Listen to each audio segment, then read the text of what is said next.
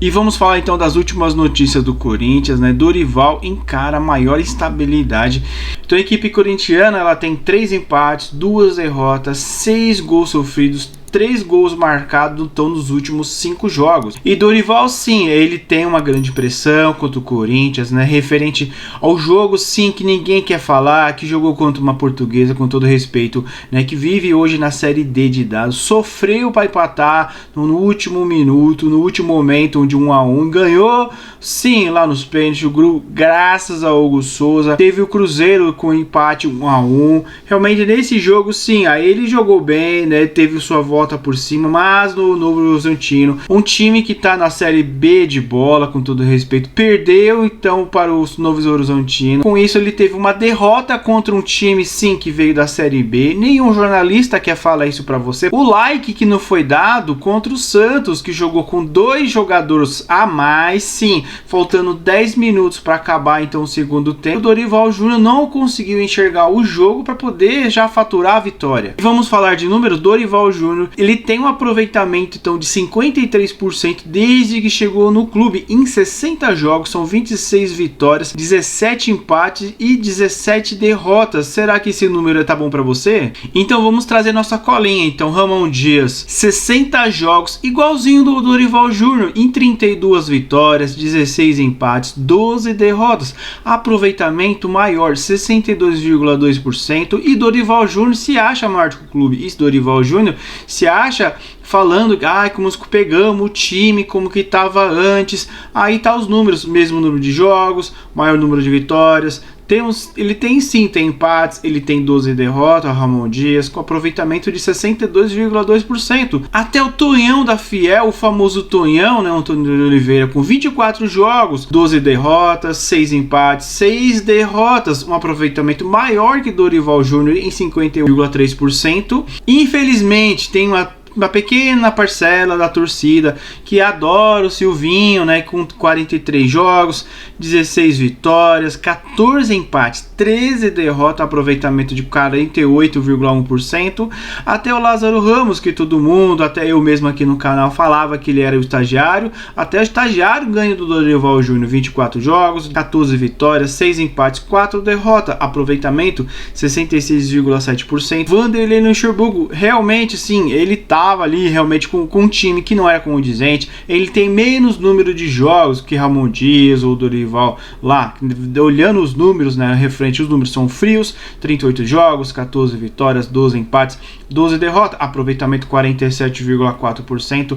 Mancini, nós temos o Mancini sim nessa categoria, levantando os últimos técnicos do Corinthians, 45 jogos, 20 vitórias, 13 empates, 12 derrotas, aproveitamento 54,1%. Carille, somando todas as passagens que ele teve pelo clube, 183 jogos. É um bom candidato, sim, para poder assumir o Dorival, caso ele caia realmente.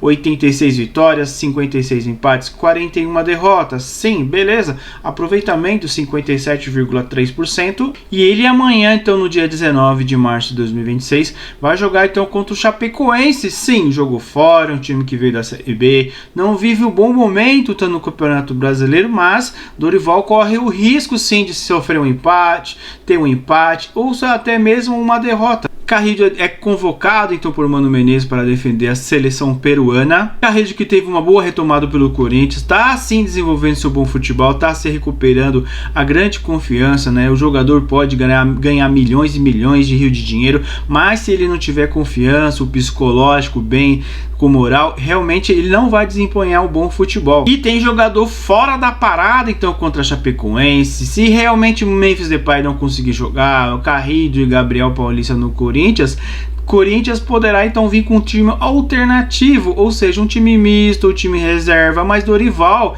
ele pisa em casca de ovo, pode ser desligado a qualquer momento. Essa questão mesmo do Marcelo Paz falar que nós temos segurança com ele, isso é uma falsa esperança. Esperança que o Corinthians tem por Memphis Depay, e realmente sim, Dorival está poupando o jogador. Por quê? Porque ele quer sim que ele esteja 100% no domingo, está com medo do craque se machucar, né, para ele não jogar a Copa do Mundo. E amanhã nós teremos possivelmente Yuri Alberto sim entre os titulares, titulares, podendo começar o jogo, podendo então entrar no segundo tempo. É uma grande sim possibilidade do craque voltar com moral, tá treinando forte para que ele possa então resgatar o futebol do Corinthians, que possivelmente nós teríamos uma escalação alternativa, assim como Hugo Souza, Mateuzinho, André Ramalho, Gustavo Henrique, Bidu, Ranieri, André Bidon, Garro, Matheus Pereira ou Vitinho e Roberto. E você vai me perguntar, e Guinegão, onde está aí Pedro Raul? Guinegão perde confiança, vê concorrência aumentar, vive instabilidade no Corinthians. A possibilidade dele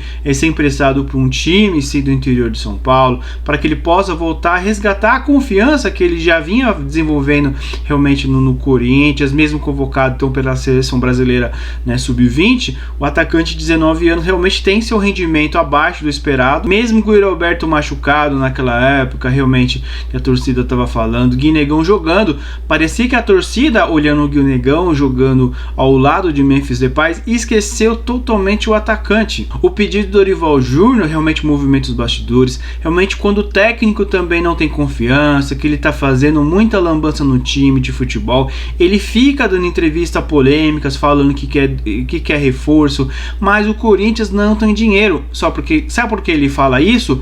Para poder ele ter a audiência como técnico, falando se ele não desempenhar um bom papel, é culpa da diretoria que não tem dinheiro. E você vai dar dinheiro pro Corinthians? Arthur Cabral realmente é um salário muito alto do Botafogo, mas as conversas não avançaram.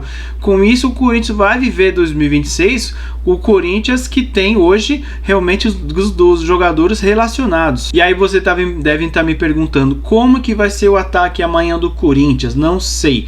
Iremos fazer uma análise de um pré-jogo. Provavelmente, se eu fosse escalar nesse jogo hoje, fosse no dia 18, eu colocaria simplesmente Guinegão para poder então retomar a sua fase, colocaria Pedro Raul no ataque. Sim, dependendo como for o desempenho de um ou de outro no primeiro tempo, eu colocaria o Roberto para poder se aquecer, vir bem. Se começar jogando o jogo frio e já não estiver muito bem, de falta de confiança, o Roberto pode voltar a se machucar de novo e ficar muito fora.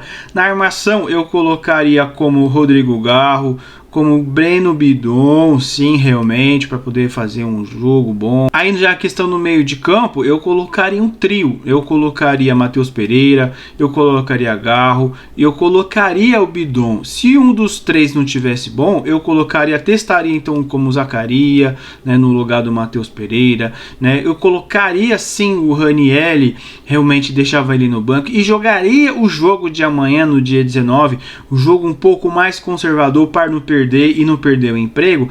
Eu colocaria os três zagueiros, né? O Gustavo Henrique, André Ramalho e Pedro Choca. Já os laterais continuaria com o Mateuzinho e eu colocaria então o Matheus Bidu e logicamente no gol colocaria então o Hugo Souza. E para uma grande novidade do Corinthians, nós temos então instalação de equipamentos para impedimento semiautomático. O Corinthians está ficando numa forma totalmente europeia, né? Realmente aquele impedimento confuso que o VAR não consegue, traça a linha, não vai de jeito nenhum, vai para lá, vai para cá. E agora nós temos sim uma tecnologia que vai ajudar o Corinthians e vai ajudar até mesmo o time adversário que for jogar contra o clube. Se for um impedimento sim concreto do semiautomático, é válido para ambos, né? E com isso a tecnologia ajudará então ao time do Corinthians a ter um pouco mais de tranquilidade. Obviamente, se o Corinthians tiver um impedimento, né, contra o adversário, não tem o que reclamar. Então nessa partida então do 19 de março, então às 20h30 da noite, Corinthians vai pegar então Chapecoense fora de casa.